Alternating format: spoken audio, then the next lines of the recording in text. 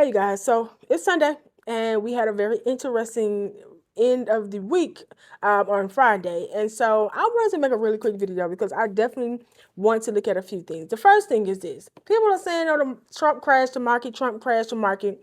First. That was not a market crash. It was a meltdown indeed, but it was not a market crash. Okay, but I think, no, let me put it like this, okay? Because this is something I want you guys to really understand, especially if you are new to the market and, maybe you just begin trading, maybe you just started investing. Just because SPY did make a massive, massive move to the downside. But think about the things that move SPY, just like you want to think about the things that move QQQ. QQQ is more heavily in tech, right? So if tech is down, the QQQ is definitely coming down. But S&P 500 consists of 500 stocks, right? But you have Mag 7 that has Tesla, Amazon, that has Meta, has 7 top companies in the world that mainly move it. So think about it. How can I put it? If Tesla is pouring down, if Tesla is down $60, the S&P 500 may see a little hit to that. If Tesla, Apple, Meta, and Amazon, I just say four of them are just down, like they just say they dropped 50%. Okay, well, let's not look at 50%. That's too damn far. But let's just say they're down 15% on the day, right? That will likely have some reaction on SPY to where it's coming down. Apple dropped like crazy. So did Tesla. AMD began coming back down to kind of fill the gap. I'm just speaking into in general. But the top 7 stocks were down because of the news that Trump kind of put out there where, okay, I'm putting 100% tariffs on China. Who will see the biggest impact from China's tariffs? Apple is one of them. Other consumer electronics, possibly semiconductor companies, will also see a hit. But every single company on the market will not take a hit from 100% tariffs. Think about it. Everybody does not have any dealings with China. Everybody will not be affected by 100%. Well, sorry, not just 100%, but 100% on top of the other amount Trump put in. Everybody's not affected by that. So your job is to find out who's not affected by it and kind of shift your focus that way. Or you play the other companies to the downside while they are in the middle of a letdown. But that don't let that just make you say, okay, I'm just gonna jump in. No. If you see a clear opportunity to get into a trade to the downside from a company that is, heavily affected by this thing, okay. But also shift your focus to where there isn't some massive, massive letdown happening right now. So I wanted to say this because I saw it all across threads that it was Trump crashed the market. Trump crashed the market and the crypto market. And that's another thing I want to talk about real quick. I don't talk about crypto too much here. Do I invest in it? Yes, but I don't talk about it much. But I'll say this. So someone said, so there was a crypto account that was open. I think it said 20, 30 minutes before Trump made that post about, additional tariffs on China. And when stuff like this happens, a lot of times we can see some of that stock market reaction pour into crypto. And crypto came down and across the board. And someone made $192 million from a Bitcoin short in just 2 hours right before Trump made that post. And they're saying inside trading. There's another thing that I want to talk about. I did have someone ask me about it. First thing is this. Bitcoin and crypto are not securities. So someone was like, okay, there's some inside trading here going on.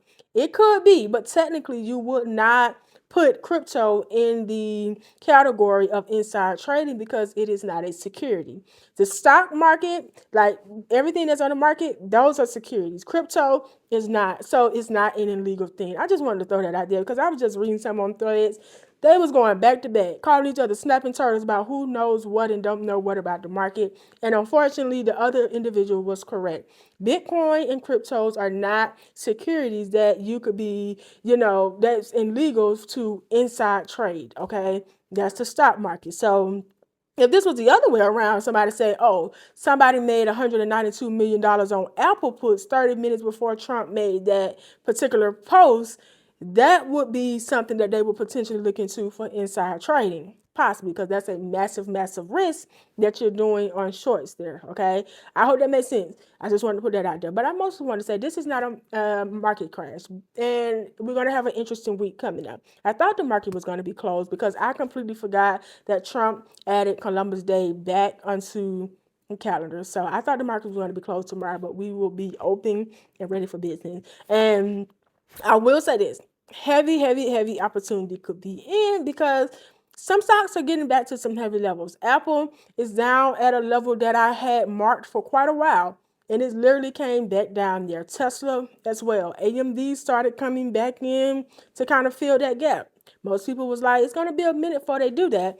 But this is the opportunity that I was waiting on, simply because people were getting FOMO to say, man, AMD ran up. Yes, it did run up, but don't hop in just yet because you don't know exactly when. And when those gaps are so close and it happened so recently, I like to see that gap filled before I really make a heavy move. Some more stocks I want you guys to watch is NVIDIA, Intel, watch SoFi, watch MicroStrategy, watch AVGO, which is Broadcom. Watch all of these companies because you have to really take a moment to say, okay, who could potentially be affected by these tariffs on China? Who was the most affected by them when the tariffs were first announced? When these trade wars first started? When these tariff wars first started? Who was seeing the biggest impact? And that is where you will go back to kind of find your opportunity leading into this week. Okay, so not heavy, heavy, heavy information on this video, but that was just to kind of, remind people this was not a market crash. It was just a little bit of a letdown. And if you didn't know what happened Friday, Trump just imposed 100% additional tariffs on China that brought some reaction to the market.